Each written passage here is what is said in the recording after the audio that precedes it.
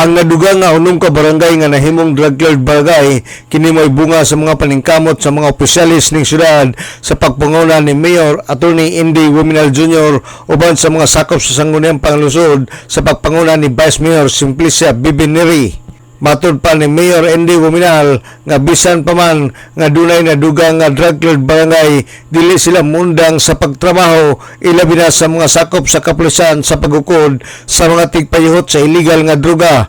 Gani nagpasalamat siya sa kapulisan ning dakbayan tungod sa pagkaaktibo niini sa paglakag sa illegal nga droga. Na nato ni kumbaga bunga na po ni sa ato ang padayon nga efforts in dealing sa ato ang problema sa droga, no, but even though naa na ning mga nadungagan nga drug cleared, no, there is still a lot for us to do. Daghan pa kay tawag buhatonon kay sa karon ang ato ang total drug cleared barangays nagahapon sa 23 out of 51, no, so we have more than halfway to go.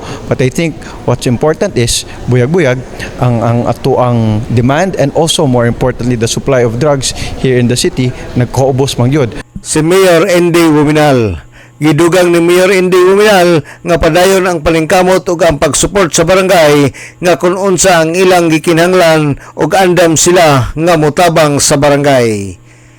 Alang sa DXDD Radio Kampana, ang radyo sa simbahan, WD45 Dudong Bargamento, Danag sa Dakbayan.